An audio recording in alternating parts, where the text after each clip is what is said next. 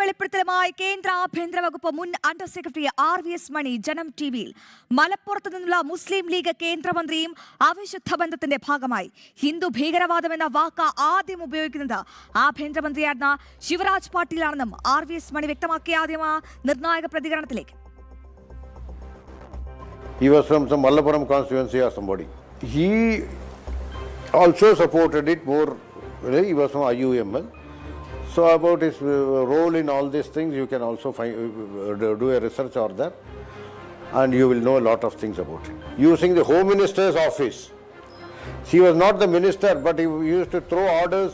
Home Minister will say, listen to him and fulfill. That's all. Shivraj Patil ji. And thereafter he will throw orders. Digvijay Singh ji and say, find out about Hindu terror, etc. etc. ജനം big national breaking. ഈ വാർത്തയുടെ ഏറ്റവും പ്രധാനപ്പെട്ട വിശദാംശങ്ങളുമായി ഡൽഹിയിൽ നിന്നും ഞങ്ങളുടെ പ്രതിനിധി S. ശ്രീകാന്തും ഒപ്പം നാഷണൽ ഡെസ്കിൽ നിന്നും ഗൗതം അനന്തനാരായണനും ചേരുന്നുണ്ട്. ആദ്യം നമുക്ക് ഡൽഹിയിലേക്ക് പോകാം. ശ്രീകാന്ത്, വളരെ പ്രധാനപ്പെട്ട വെളിപ്പെടുത്തലാണ് ഇപ്പോൾ RVS മണി നടത്തിയിരിക്കുന്നത്. എന്താണ് ഈ മുൻ കേന്ദ്രമന്ത്രിക്ക് ഈ പാക് ചാര ശൃംഖലയുമായി അല്ലെങ്കിൽ പാക് ഭീകര ശൃംഖലയുമായുള്ള ബന്ധം എന്താണ് RVS മണി വെളിപ്പെടുത്തിയത്?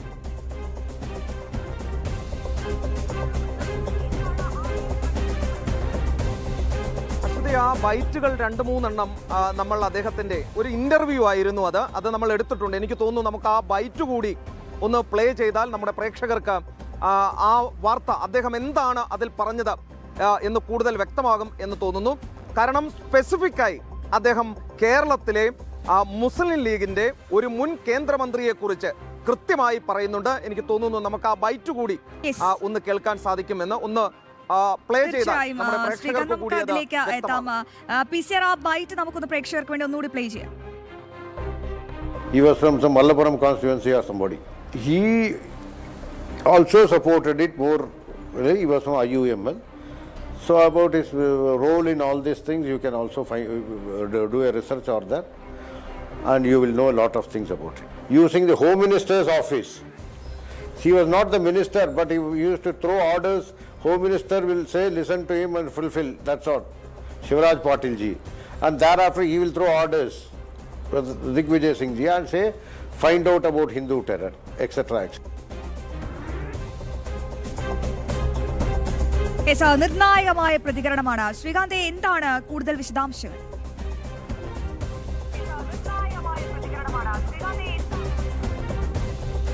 അശ്വതി, ആ കേട്ടത് കേരളത്തെ ഞെട്ടിക്കാൻ പോകുന്ന, കേരളത്തിൻ്റെ നിലവിൽ കേരളത്തിലെ രാഷ്ട്രീയ രംഗത്ത് വലിയ കോളിളക്കം ഉണ്ടാക്കാൻ പോകുന്ന ഒരു ബൈറ്റാണ്. ഈ RVS മണി മുൻ ആഭ്യന്തര അണ്ടർ സെക്രട്ടറിയാണ്. അദ്ദേഹം കഴിഞ്ഞ കുറച്ച് ദിവസങ്ങളായി അദ്ദേഹത്തിൻ്റെ പ്രതികരണങ്ങൾ വരാറുണ്ട്. ഇന്ന് അദ്ദേഹത്തെ ജനം TV സംഘം നേരിട്ട് സന്ദർശിച്ചു. അതിനുശേഷം അദ്ദേഹം നമ്മോട് കുറേയധികം വെളിപ്പെടുത്തലുകൾ നടത്തി. അതിൽ അദ്ദേഹം ചൂണ്ടിക്കാണിച്ച കാര്യം, UPA കാലത്ത് പല മന്ത്രിമാർക്കും ഈ പാക് ഭരണകൂടവുമായും അവിടുത്തെ ചാര സംഘടന ISIയുമായും അതോടൊപ്പം തന്നെ അവിടുത്തെ ഭീകര ശൃംഖലയുമായും അടുത്ത ബന്ധമുണ്ടായിരുന്നു എന്നാണ് അദ്ദേഹം വ്യക്തമാക്കിയത്. അപ്പോൾ നമ്മൾ ചോദിച്ച ഒരു ചോദ്യം, കേരളത്തിൽ നിന്നും ഒരുപാട് മന്ത്രിമാർ ഉണ്ടായിരുന്നല്ലോ ആ സമയത്ത് ക്യാബിനറ്റിൽ, അവർക്കാർക്കെങ്കിലും ഇത്തരത്തിലുള്ള ബന്ധമുണ്ടായിരുന്നോ എന്നതായി നമ്മുടെ അടുത്ത ചോദ്യം.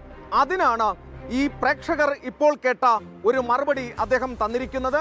അക്കാലത്ത് മലപ്പുറത്ത് നിന്നും മുസ്ലിം ലീഗിന്റെ ഒരു MOS അദ്ദേഹം ഉണ്ടായിരുന്നു, സഹമന്ത്രിയാണ് അദ്ദേഹം ഉണ്ടായിരുന്നു. അദ്ദേഹത്തിന് ഈ സംഘവുമായി അല്ലെങ്കിൽ അങ്ങനെ ഒരു നെക്സസ്, ഭാരതത്തിൽ പ്രവർത്തിച്ചിരുന്ന ആ നെക്സസിൽ അദ്ദേഹത്തിന് അഭേദ്യമായ ബന്ധമുണ്ടായിരുന്നു, അദ്ദേഹത്തിന് പങ്കുണ്ടായിരുന്നു എന്നാണ് പറഞ്ഞത്.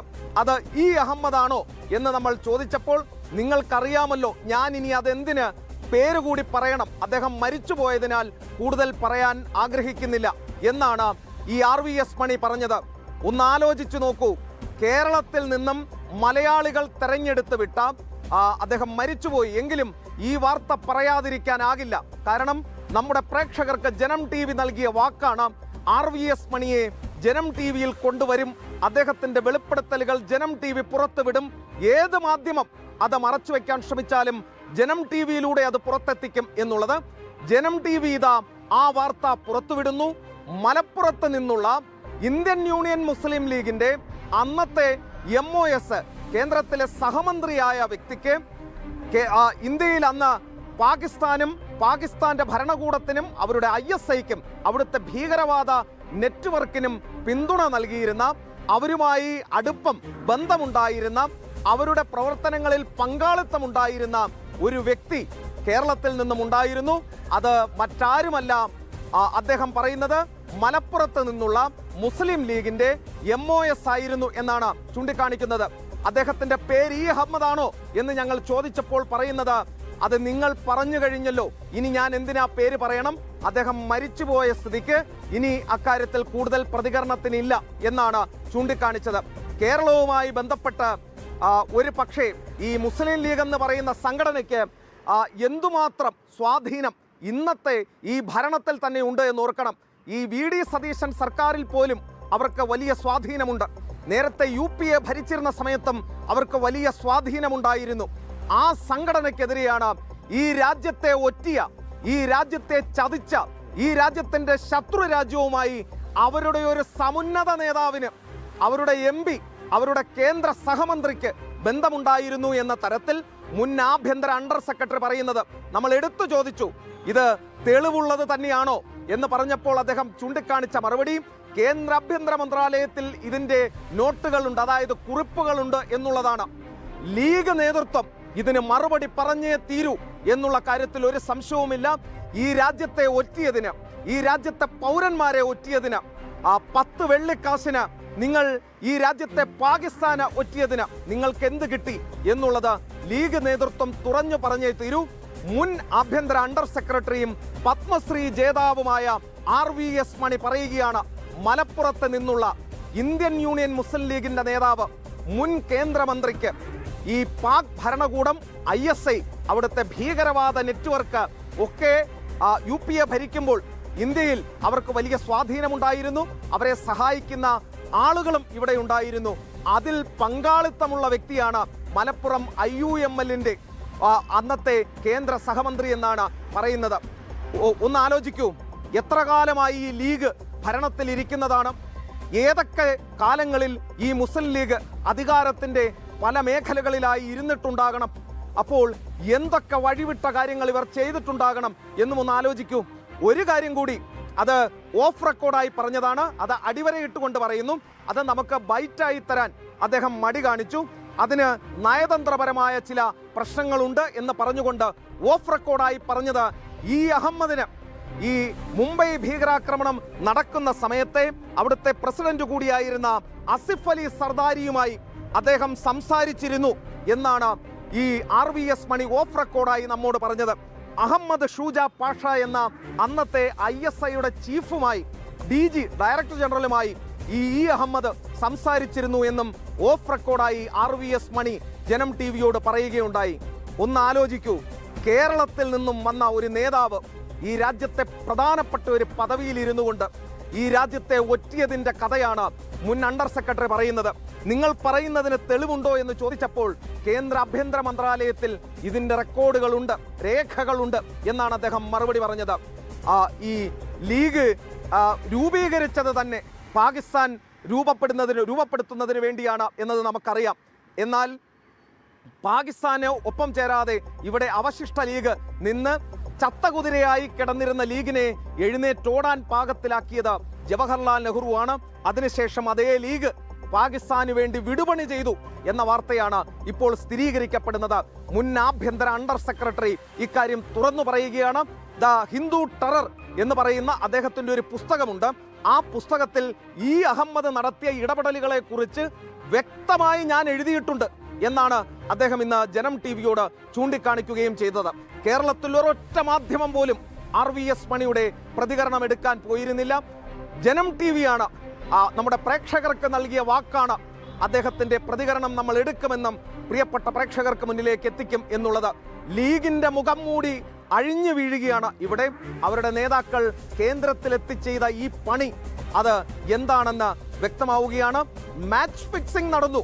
പാകിസ്ഥാൻ ISIയുമായി മുംബൈ ഭീകരാക്രമണ സമയത്ത് കോൺഗ്രസ് നേതൃത്വം നടത്തി എന്ന് പറഞ്ഞ അതേ RVS മണി പറയുന്നു, മലപ്പുറത്തെ ലീഗിൻ്റെ നേതാവ്, മുൻ MOS, അദ്ദേഹം ഈ പാകിസ്ഥാന്റെ ഈ ഭരണകൂടം, ISI, പാക് ഭീകര നെറ്റ്വർക്കുമൊക്കെയായി അദ്ദേഹത്തിന് കോംപ്ലിസിറ്റ് ബന്ധം ഉണ്ടായിരുന്നു എന്നുള്ളതാണ് ചൂണ്ടിക്കാണിക്കുന്നത്. ഞെട്ടലോടെ അല്ലാതെ ഇത് കേൾക്കാൻ സാധിക്കില്ല.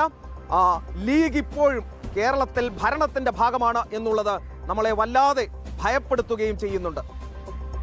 തീർച്ചയായും ശ്രീകാന്ത്, അഭിനന്ദനങ്ങൾ. എന്തായാലും വളരെ പ്രധാനപ്പെട്ട വിവരങ്ങളാണ് ഇപ്പോൾ പ്രേക്ഷകരിലേക്ക് ഡൽഹി ബ്യൂറോ എത്തിച്ചത്. നമുക്ക് എന്തായാലും ഇപ്പോൾ സോണിയാഗാന്ധിക്കെതിരെ കൂടി RVS മണി പ്രതികരിച്ചിട്ടുണ്ട്. ആ പ്രതികരണം കൂടി ഒന്ന് കേൾക്കാം. Sonia Gandhi ji, I have already told about the Ishrat Jahan case, how the IG interrogating me and burning me with cigarette, she kept on saying that my director has promised to take Kali Dadi and Safed Dadi. So these are all very clear. What else you want? Nobody till date has raised this, talked about them. What were the two Pakistanis illegally living in India doing in that car, and what was Ishrat Jahan doing with them? Or Pranesh Pillai or Javed Mohammad Sheikh was doing it. So that is the biggest giveaway. And don't make no mistake, we have said because of political reasons it was altered to senior political leaders. Otherwise the original input was to assassinate Narendra Modi ji and Amit Shah ji. When I was being interrogated in the Ishrat Jahan case, the concerned IG said, my director of CBI said, my director has promised madam to put Safed Dadi and Kali Dadi behind bars. The conclusions is for all of you to draw. Who is that madam? Who is the director of CBI who promised? Who is Safed Dadi and who is Kali Dadi? ശ്രീകാന്തുണ്ട്. Srikanth, ഏതായാലും വളരെ പ്രധാനപ്പെട്ട വെളിപ്പെടുത്തലുകൾ, തെളിവുകൾ അല്ലെങ്കിൽ നിർണായക ആരോപണങ്ങളാണ് ഇപ്പോൾ RVS മണി ഉന്നയിക്കുന്നത്. അതായത് മുസ്ലിം ലീഗിന്റെ കപട മുഖംമൂടി അഴിഞ്ഞ് വീണ് കഴിഞ്ഞിരിക്കുന്നു. പക്ഷെ അതിൽ ഏറ്റവും പ്രധാനപ്പെട്ട ഒരു വസ്തുത നമ്മൾ മനസ്സിലാക്കേണ്ടത് UPA സർക്കാരിന്റെ കാലത്തായിരുന്നല്ലോ ഈ അഹമ്മദ് അടക്കം അവിടെ കേന്ദ്രത്തിൽ വലിയൊരു പിടിപാടുള്ള മന്ത്രിയായി മാറുന്നത്. അങ്ങനെയാണെങ്കിൽ ഈ ആരോപണം കോൺഗ്രസ് നേതൃത്വത്തിലേക്ക് നീളുന്ന ഒരു വലിയ ആരോപണമായി കണക്കാക്കിക്കൂടെ? നമ്മുടെ രാജ്യത്തെ ഒറ്റുകൊടുക്കുകയല്ലായിരുന്നോ സോണിയാഗാന്ധിയുടെ അടക്കം നേതൃത്വത്തിൽ?